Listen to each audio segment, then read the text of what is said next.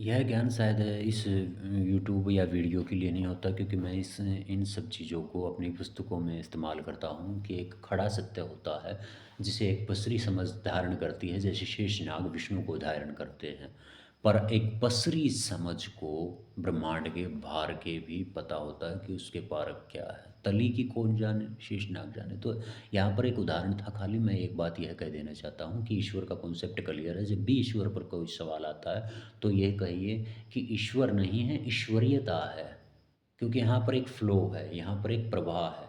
जैसे हम हाइड्रोजन को किसी व्यक्ति के रूप में ना देख करके कि गैस के रूप में देखते हैं, तो उसकी हमें डेफिनेशन क्लियर हो जाती है। उसे हम सर्वत्र देख सकते हैं। और अगर हम ईश्वर को एक जगह देखते हैं तो हमने ईश्वर को सीमित कर दिया गया है। और कभी भी अनंत को हमें सीमित करने का कोई अधिकार नहीं होता है।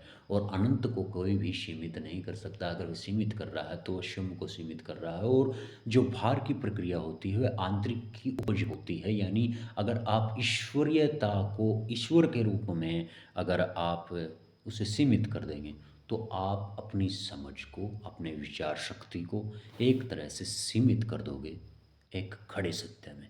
तो उसे पसरी समझ रहने दीजिए, उसे एक फ्लो में रहने दीजिए। यहाँ पर ईश्वर का कॉन्सेप्ट खत्म। ऐसे ही अगर अच्छे और कोई पूछे कि अच्छा या बुरा होता है तो फिर वहाँ पर भी नकार दीजिए। अच्छा या बुरा कुछ नहीं होता, अच्छाई और बुराई होती है। अच्छाई और बुराई होती है। हमेशा एक चीज़ में एक प्रभाव होना चाहिए जहाँ पर आप किसी पर ब्लेम भी ना कर पाएँ। कुछ भी अगर चीज़ आती है तो उसे एक बार सतत प्रवाह में ज़रूर देखें। एक बार शब्दों का चयन करने से पहले ज़रूर सोचें। शब्दों के चयन में बहुत कुछ अर्थ बदल जाते हैं और आप वास्तविक अर्थ तक पहुँचते हैं।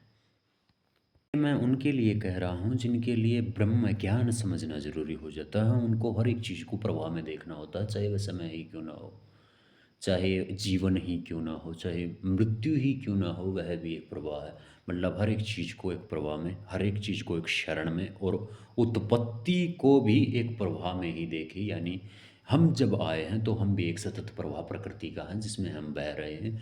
यानी जो हमारा आना था वह भी हमारा पैदा होना नहीं हुआ, वह भी क्या है, हमारा हमारा आगमन है। और आगमन जो होता है वह स्थायी रूप से यह नहीं हो गया कि आ गया, वह आगमन है। आगमन भी एक प्रवाह है। तो प्रवाह और ब्रह्म ज्ञान को जानने के लिए आपको पसरी समझ से सोचना पड़ता है, खड़े सत्य की बजाय।